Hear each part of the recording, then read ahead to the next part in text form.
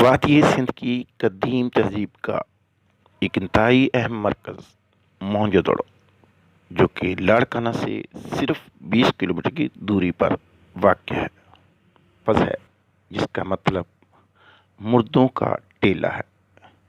لیکن یہ نام کب اور کیسے پڑا اور اس جگہ کا اصل نام کیا تھا، یہ کسی کو بھی پتہ نہیں۔ دریافت سے قبل مقامی لوگ اس جگہ کو عرصہ دراز تک اسی نام سے پکارتے آئے تھے، لیکن جب ماہرین آثار قدیمہ یہاں آئے تو وہ بھی یہی نام استعمال کرنے لگے۔ موہنجو دڑو مصر اور میسوپوٹیمیا کی تہذیب کا ہم اثر تھا۔ میسوپوٹیمیا سے ملی تحریروں میں مشرق میں ملوہا نامی ایک جگہ کا ذکر ملتا ہے، جس کے ساتھ تجارتی روابط قائم تھے۔ ماہرین کا خیال ہے کہ موہنجو دڑو وہی دراصل جگہ ہے، لیکن وثوق سے کچھ کہنا اس وقت تک ممکن نہیں جب تک موہنجو دڑو کے رسم الخط کو نہ سمجھ لیا جائے کہ وادی مہران کے بہت سے سربستہ رازوں میں سے سب سے دلچسپ راز یہاں کا رسم الخط ہی ہے۔ اسے پڑھنے کی کوششیں دنیا بھر کے ماہرین نے کی ہیں، لیکن اب تک کوئی خاطر خواہ کامیابی نہیں ہوئی۔ ماہرین آثار قدیمہ کا خیال ہے کہ جب اس رسم الخط کا بھید کھلا، وادی سندھ کی تہذیب کے بارے میں نئی معلومات کا ایک وسیع خزانہ ہاتھ لگے گا۔ موہنجو دڑو سے ملنے والی 1200 سے زائد مہریں بھی ایک سربستہ راز ہیں۔ ان پر لکھی تحریر کے بارے میں تو کوئی کچھ نہیں جانتا، لیکن اکثر مہروں پر جانوروں کی اور دیو ملائی شکلیں بنی ہیں۔ جاننے والے بتاتے ہیں کہ یہ تمام دستخطی مہروں کی حیثیت رکھتی ہیں، یعنی اعلیٰ عہدوں پر فائز لوگ انہیں سرکاری کاموں کے لیے استعمال کرتے تھے۔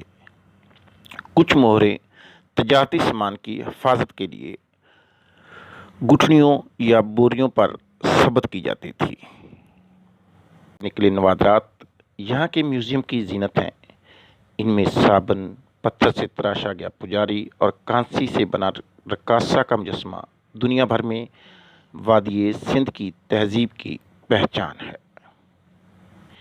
کوئی نہیں جانتا کہ اتنی ترقی یافتہ اور پھلتی پھولتی تہذیب کو زوال کیسے آیا۔ موہنجو دڑو کا شہر 7 مرتبہ اجڑ کر دوبارہ بسا۔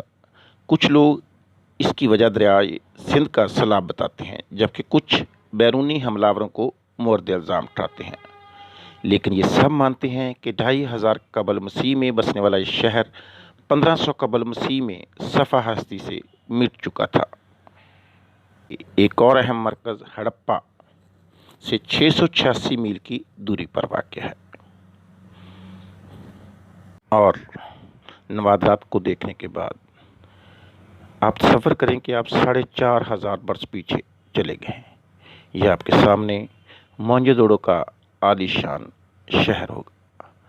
اپنے ارد گرد نظر دوڑائیں، ہر طرف کئی منزلہ پختہ اور مضبوط مکانات اور جدید قسم کے وہ نوادرات جو آج بھی ناپید لگتے ہیں۔ فصیل اشنان گھاٹ اور اناج ذخیرہ کرنے گودام بھی آپ کو نظر آتے ہیں۔ ایک بڑی درسگاہ اور عام سرائے کے نشانات تو آج بھی موجود ہیں۔ غرض یہاں کے کھنڈرات میں آپ کو ان تمام سہولیات کے نشان ملیں گے جو اس زمانے کا انسان تصور کر سکتا تھا۔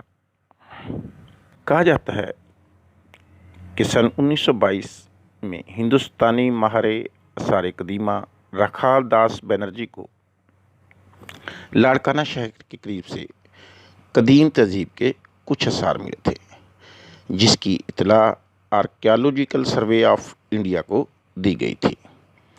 ڈائریکٹر جنرل مارشل نے اس جگہ کھدائی شروع کرائی تو یہ وہ شہر، یہ آثار نمودار ہوئے۔ آخری مرتبہ سن 2010 میں یہاں کھدائی کا کام کیا گیا تھا۔ تاریخ نے وادی سندھ کی تہذیب کی دریافت کا سہرا سر جان مارشل کے سر پر سجایا۔ کئی دستاویزی فلمیں بن چکی ہیں، لیکن پاکستانیوں اور ہم سب کے لیے ایک انتہائی اہم بات ہے، اور وہ یہ ہے کہ اس خوبصورت کھنڈرات کا عکس پہلے تو 10 روپے کے نوٹ پہ تھا، اور اب جدید دور میں یہی عکس 20 روپے کے نوٹ پر ہے۔